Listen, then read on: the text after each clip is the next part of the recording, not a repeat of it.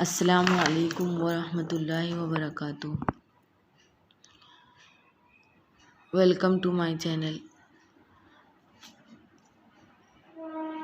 خیرکم من تعلم القرآن وعلمہ. اعوذ باللہ من الشیطان الرجیم. بسم اللہ الرحمن الرحیم. کل ہم نے دیکھے تھے کہ قرآن پاک کو تجوید کے ساتھ پڑھنا کیوں ضروری ہے. آج ہم دیکھیں گے کہ تجوید یعنی کیا. تو دیکھیے، تجوید کا مطلب ہے ہر حروف کو اس کے مخرج اور تمام صفات کے ساتھ ادا کرنے کا نام تجوید ہے. بغیر علم تجوید و اصل کے حروف کو صحیح ادا کرنا مشکل ہے اور بہت سی غلطیوں کا باعث ہو سکتا ہے. جیسے قلب، بڑے کاف سے، نقطے والے کاف سے، اس کا مطلب ہے دل، اور ایک ہے چھوٹے کاف سے کلبن، اس کا مطلب ہے کتا. یعنی اگر قلبن کو ہم کلبن کہہ دیں گے تو دل کی جگہ کتا کہہ دی مطلب ہم نے.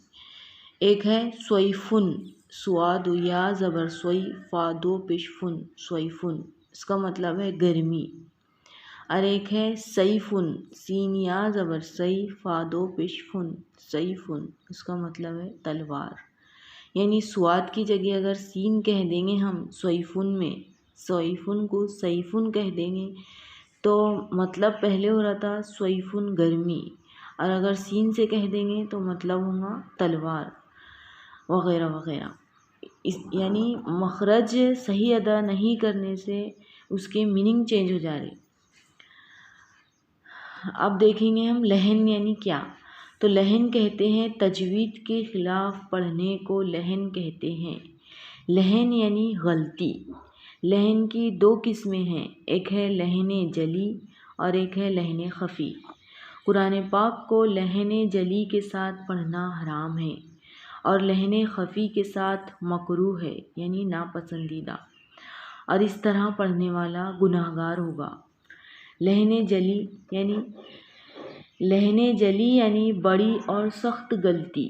نمبر 1، جیسے صفات لازمہ میں غلطی کرنا، کسی حرف کو اس کے مخرج سے نہ نکالنا، جیسے مسکین کی سین، یخشا کا خا، یزدر کی زا، اصحابو کی صاد.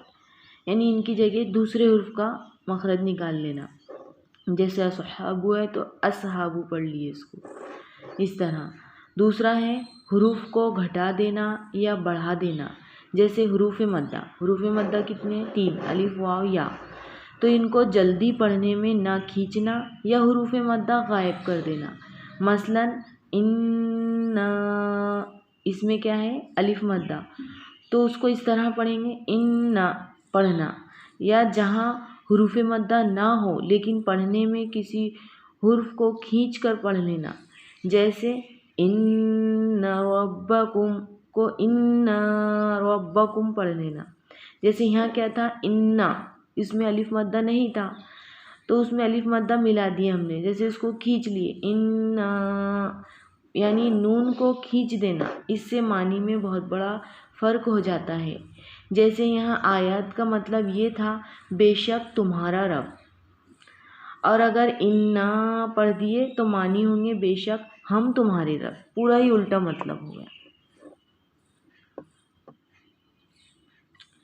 نمبر 3، حرکت کو بدل دینا، جیسے انعمت علیہم کو انعمت علیہم پڑھنا.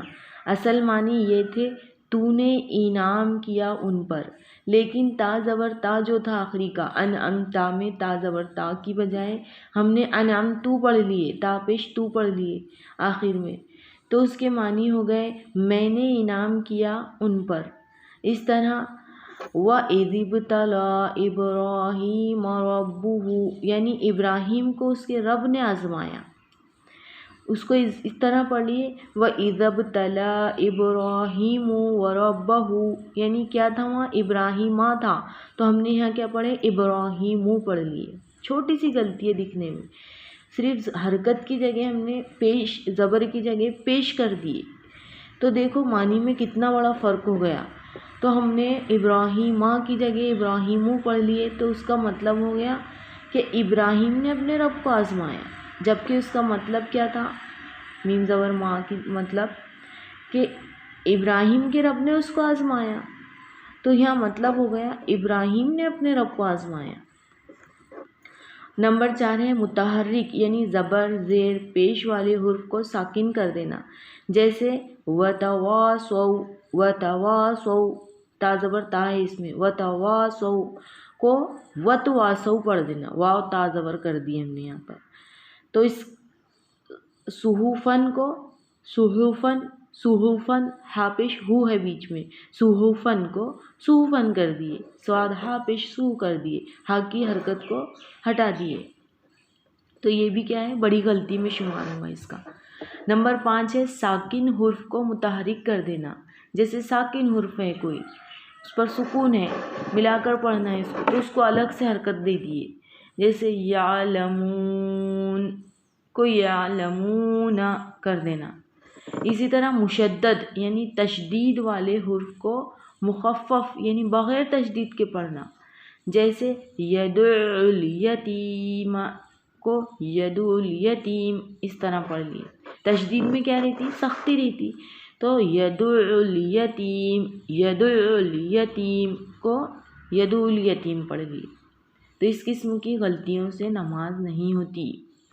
اور ایک ہے لحن خفی یعنی چھوٹی غلطی، چھوٹی غلطی کو لحن خفی کہتے ہیں، جیسے لام یا را کو پر یعنی منہ بھر کر پڑھنے کی بجائے باریک پڑھنا، اخفا جیسے ربنا، اور اللہ کی لام سے پہلے زبر ہو تو اللہ کا لام پر ہوتا تو اس کو باریک پڑھ دینا جیسے، تو یہ لحن خفی میں شمار ہوگا اس کا۔